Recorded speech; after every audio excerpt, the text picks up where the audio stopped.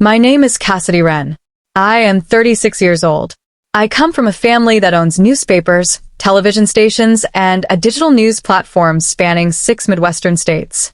I was told at 18 by my father, the man who built that empire, that I was not cut out for the business.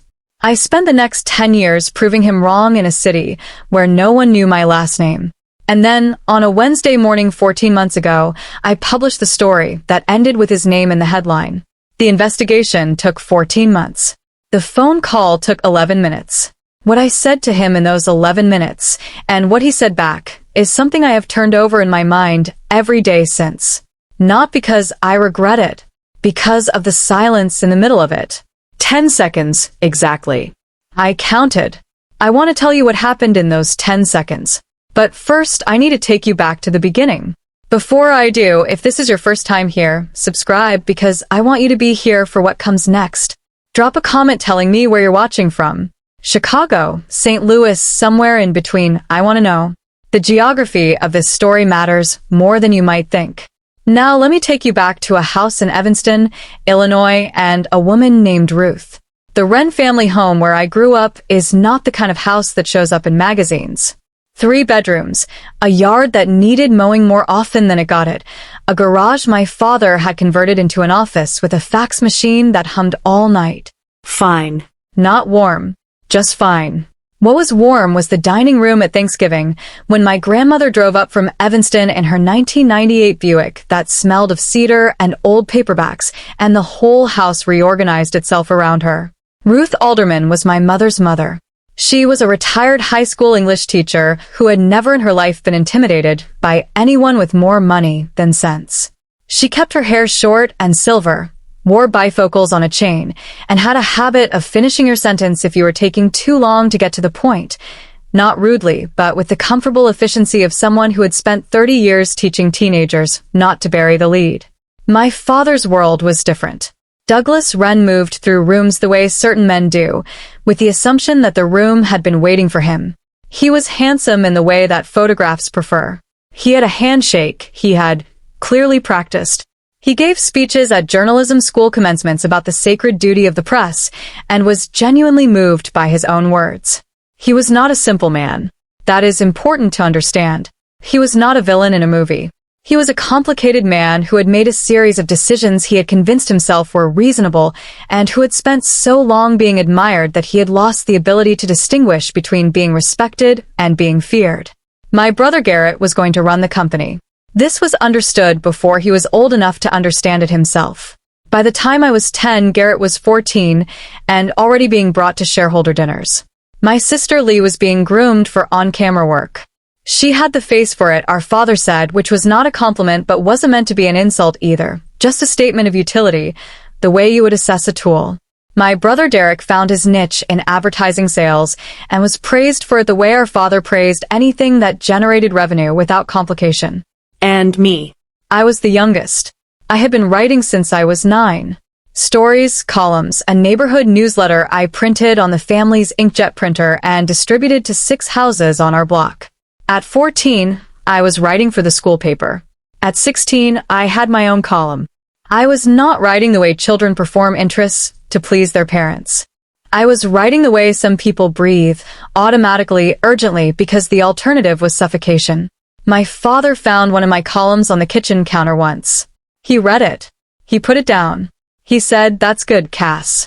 Then he said, "But a byline doesn't pay for a mortgage." He was not wrong. He was also not entirely right. But at the time I didn't have the vocabulary to explain the difference. The thing I remember most is a birthday dinner the spring I turned 16. The whole family at the big table at Piccolo Sogno, white tablecloths, the good pasta, candles. My father gave a small speech about the year ahead, the way he always did.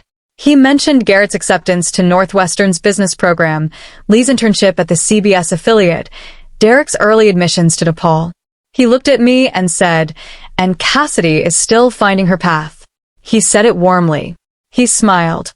Nobody laughed. But nobody corrected him either. Across the table, I watched my grandmother set down her fork. She didn't say anything. But I saw it. Her jaw tightened just once, The way it did when one of her students said something that revealed exactly how little they thought of themselves. And then she picked her fork back up and asked Garrett about his coursework, smooth and seamless. And dinner continued. That was the pattern in miniature, right there. Ruth never made a production of her support. That was the thing about her. She didn't sit me down and deliver speeches. She demonstrated. The summer I was 10, she let me help her grade her students' personal essays. She would read one aloud, and then she would ask me what I thought it was really about, not the stated topic, but the thing underneath. I remember getting one wrong, and she said, "Close. But you're listening for what they said. Try listening for what they couldn't say." I was 10. I didn't know what that meant. I wrote it in my diary word for word, and thought about it for years. When I told her at 17 that I wanted to study journalism at Northwestern, she did not tell me it was a good idea. She said, "Then study it well. Because the people who tell you it doesn't matter are going to need you someday, and you want to be ready when they do." I didn't understand what she meant by that. Not then. The Christmas of my freshman year in college, I came home to the smell of her pot roast and the sound of the football game from the living room, and Ruth met me in the kitchen doorway and handed me a glass of wine like she had been expecting me precisely when I arrived. We talked for 2 hours about a piece I'd written for the Northwestern paper, a 1,500-word investigation into the university's housing contractor billing practices. She had printed it. She had notes. "You have the instinct," she said.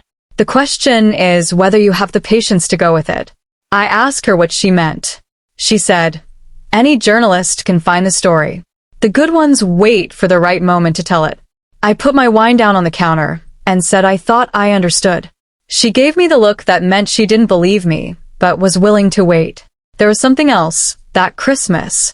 After dinner, when the family had migrated to the living room and my father was explaining something to Garrett with the focused intensity he reserved for things he cared about, I walked past the hallway to the bathroom and heard my father say, "Cassidy doesn't have the instincts for the business. She's too soft, too theoretical." He wasn't speaking quietly. He wasn't speaking loudly either. He was just saying it plainly, the way you state a fact about the weather. I stood in the hallway for a moment. Then I went to the bathroom. Then I came back out and got more wine and sat down next to my grandmother, and she looked at me once, and I looked at her and nothing was said. The following March, she started the binder. I didn't know about the binder for years. What I knew was that every time I published something, every byline in the Northwestern paper, every piece from my first job at the St. Louis nonprofit newsroom, Ruth mentioned it, specifically, with details. She had read it. She had notes.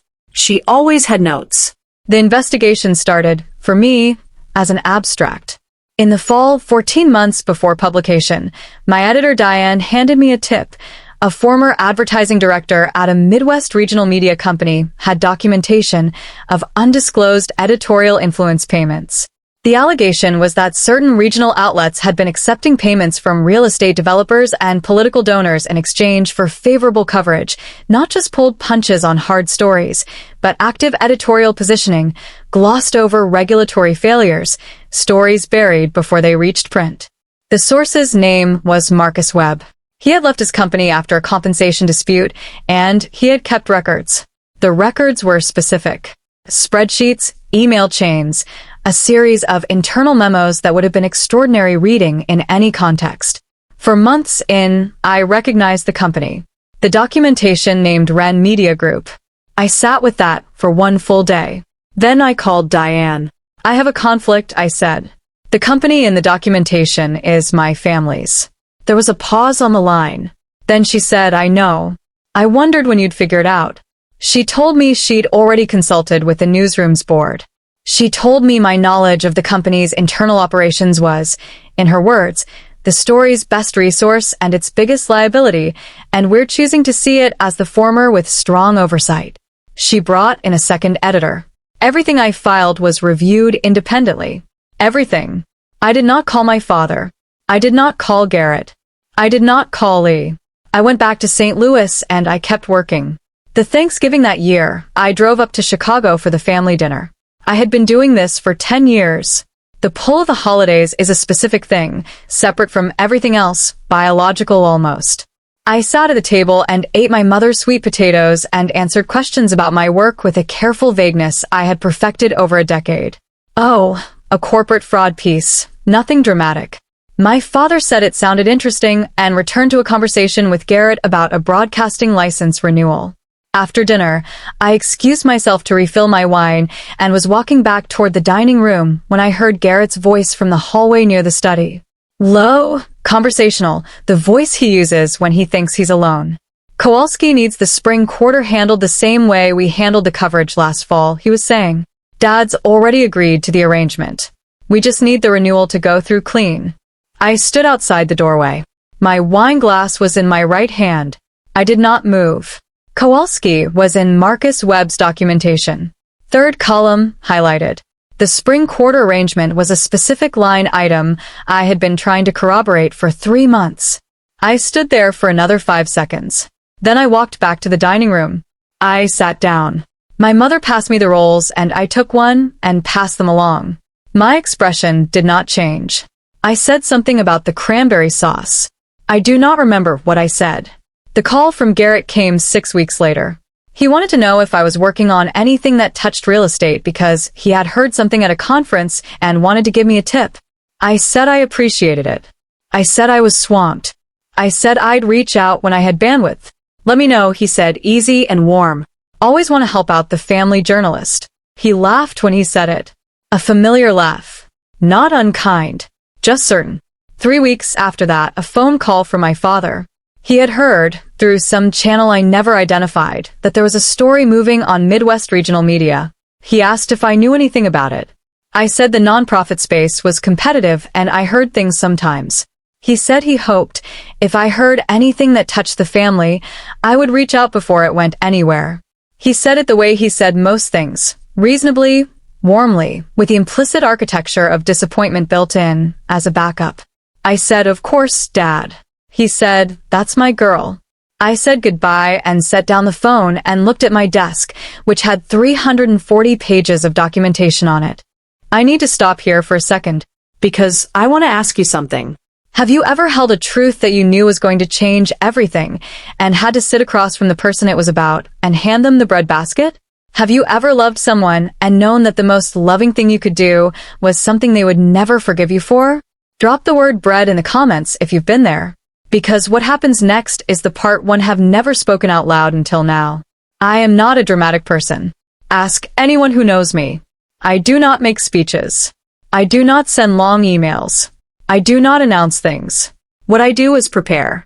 In January, 2 months before publication, I drove to St. Louis from a source interview in Indianapolis and stopped at a rest stop off I-70 at 11:30 at night. Fluorescent lights, the smell of old coffee, a woman mopping the floor near the vending machines. I sat in a plastic chair and read through the final draft of the story on my laptop. Every name was right. Every figure was sourced.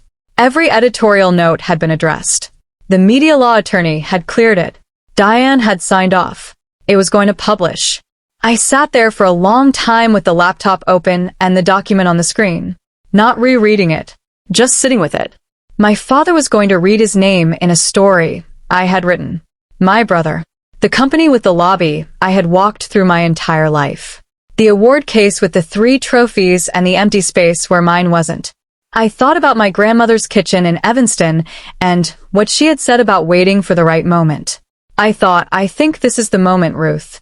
Then I closed the laptop, ordered a terrible coffee, got back in the car. The decision had been made 10 months ago, the morning I called Diane. Everything since then had just been execution. What I felt in that rest stop was not triumph or dread.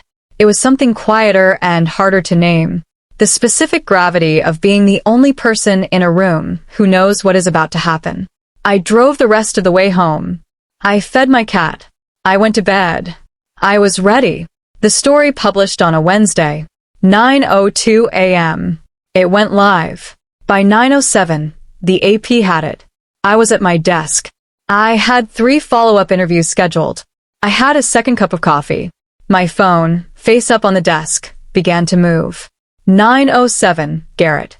I let it ring. 9:11, my mother. I let it ring. 9:44, Lee. I let it ring. Diane sent me a message that said, AP pickup confirmed. National desks calling. You okay? I replied, yes. Working on the follow-up. At 11 a.m., my phone lit up with my father's office number. I picked it up on the second ring. There was a pause before he spoke. I could hear him breathing. Steady. Controlled. Douglas Wren had spent 40 years in a business where losing your composure was the same as losing. He did not start with anger. He started with disappointment. I don't know what you thought you were doing. That was the opening. Not a question. A statement placed like a weight on the table between us. I said, the story is accurate, sourced, and reviewed by 2 independent editors and a media law attorney. He said, you have destroyed this family. The word destroyed landed exactly where he intended it to. I felt it. I want to be honest about that. 36 years of conditioning do not simply switch off. I felt it. I said, the documentation is solid, Dad. The story reflects what happened. He shifted. You could hear it, not in volume, but in angle. You did this because you were never accepted into the company, he said. This is revenge dressed up as journalism. His voice was still measured, still warm even. He almost sounded sad. He almost sounded reasonable. That was the thing about my father. He could deliver a weapon and make it sound like an olive branch. I offered to step off the story, I said, the moment I knew it involved Wren Media. My editor kept me on because the documentation was solid, and I was the best person to finish it. Silence. You were never cut out for this business, he said. The words were familiar. They had been in the room my whole life. They sat in the air between us on that phone line like objects I could see. I said, the story would suggest otherwise, Dad. And then, 10 seconds. I counted them. I know that sounds strange. I was sitting at my desk in St. Louis, phone pressed to my ear, and I counted 10 seconds of my father not speaking. In those 10 seconds, I thought about a birthday dinner at Piccolo Sogno, about the way my grandmother set down her fork without saying anything, about a binder with plastic sleeves that had been kept in a house in Evanston for 22 years while the family award case stayed exactly as it was. Then I said, I did not write this story to hurt you. I wrote it because it was true, and because the people whose coverage you sold deserve to know. I ended the call. I set my phone face down on the desk. I turned back to my screen. I had a follow-up source call in 14 minutes. The FCC opened a review of Wren Media Group's broadcasting license renewal within 3 weeks of publication. I did not call anyone at the FCC. I did not need to. The story had the documentation. The documentation was public. Regulatory bodies read newspapers. The real estate developer named in the story, a man named Kowalski I had never met and whose face I only know from a LinkedIn photograph, retained separate counsel by the end of the first week. He began cooperating with investigators. That single decision, made by a man trying to save himself, was more damaging to my father than anything I had written. The cooperation produced material that went well beyond what Marcus Webb had given me. 2 advertising partners suspended contracts with Wren Media Group pending the outcome of the review. I heard about this secondhand from a trade reporter in Chicago who called me for comment. I said I had no comment on matters unrelated to the investigation and referred her to my published work. Garrett stepped back from day-to-day operations within a month. The announcement was framed as a temporary transition to support the review process. I do not know what conversations happened inside that building. I have my guesses. Lee went on air at a competitor station 3 months later. She did not tell the family in advance. She texted me the morning the announcement went out. It was 3 words. Thought you'd want to know. I wrote back, I'm proud of you. She did not reply that day. She replied 2 weeks later. It was a long time coming. That was the beginning of something. The company brought in an independent editorial board. This had been a recommendation in media ethics circles for years, consistently ignored. It was not ignored anymore. My father retained his title. He did not retire. He did not disappear. He continued to come into the building and do his job, and the people who worked for him continued to do theirs, and the building continued to function because institutions, even damaged ones, have their own momentum. The lobby did not change. The award case was not updated. The front page wall stayed exactly as it was. But Diane told me something weeks later that I have thought about since. She said, the best outcomes in accountability journalism aren't the ones where the institution collapses. They're the ones where it changes and continues, because then the work actually mattered. I didn't know if she was right. I still don't, entirely. But I wrote it down. My mother called me in April. She had not called since the story published. We had texted, careful and brief. I love you back and forth across a silence neither of us knew how to fill. When she finally called, her voice was tired in the way I associate with her specifically, a tiredness that comes not from lack of sleep, but from too much thinking. She said, I want you to know I understand why you did it. I don't think I can say more than that yet. I said, that's enough, Mom. That's actually a lot. She was quiet for a moment. Then she said, your father is not going to say what needs to be said. I want you to know that I know that. I said, I know. She said, I am willing to be in the middle of this if it means I don't lose both of you. I said, you're not going to lose me. We talked for 40 minutes. We talked about her garden and the cost of parking downtown, and a book she was reading that she thought I might like. We talked around the center of it, both of us knowing it was there, both of us deciding, silently, that going around it for now was a form of love. The conversation with Garrett was different. He called me in May. No preamble. I want you to know I'm not angry, he said. I'm trying not to be angry. I'm mostly just, he stopped. I was going to say embarrassed. But that's not quite it either. I said, what is it? A long pause. Then, I think I knew something was off. For a while. I just didn't ask the question. Another pause. You asked the question. I said, yes. He said, I don't know what to do with that yet. I said, you don't have to do anything with it yet. I meant it.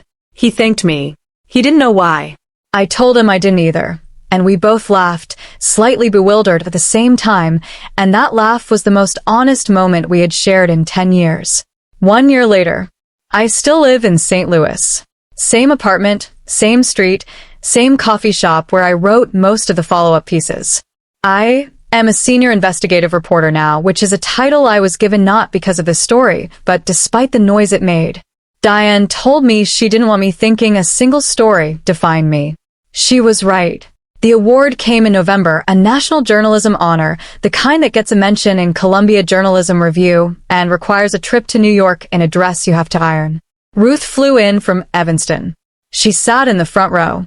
After my name was called, I stood at the podium and looked out at the room, the editors, the journalists, the people who had spent careers asking the questions nobody wanted answered. I thanked Diane. I thanked Marcus Webb, who had shown more courage than most people would have.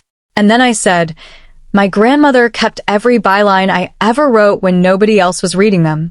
She told me once that making people feel something was harder than making them think something. I hope the story did both. In the front row, Ruth cried, quietly, into a folded tissue. She did not apologize for it. We had dinner after, just the two of us, at a restaurant near the hotel that had tablecloths and a bread basket and a bottle of wine that cost more than I would usually spend. We stayed for 3 hours. She asked me about the follow-up reporting. She had notes. The binder is on my bookshelf now.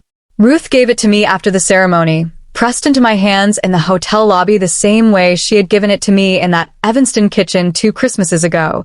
Simple, certain, without ceremony. The last plastic sleeve has the award program in it. The family award case in the Wren Media lobby still has the same 3 plaques. I have not been back to that lobby. I am not sure when I will be. But Lee and I have talked twice in the past year. Real conversations, cautious, honest, 2 people circling something that might become trust. She has not asked me to apologize. I have not asked her to take sides. We talk about work. We talk about our mother. Once, near the end of a call, she said, I'm glad you're still doing this. I said I was too. I think that is the beginning of something. I am not sure what it becomes. But I am willing to find out. I've been asked, since this story broke, whether it was worth it. The question always assumes I had a choice about whether the story existed. I didn't. The story existed. The question was only whether I was willing to be the one to tell it. Here is what I know. You cannot hold someone accountable and love them at the same time without it costing you something. Anyone who tells you otherwise is describing a cheaper version of both. The cost is real. The love is real. They don't cancel each other out. They live next to each other, and you learn to manage the distance between them. And I know this. The person who told me at 18 that I had no instincts for the business was talking about his business. I built a different one. From the ground up, in a city where no one knew my name, one byline at a time. I want to hear from you. Drop a comment and tell me, have you ever had to hold someone you love accountable? What did it cost you? What did it give you back? I read every comment. My name is Cassidy Wren. I used to be the daughter who didn't make the case. Now I write it. Thank you for watching. Please subscribe and share it with someone who needs to hear it. There's more where this came from.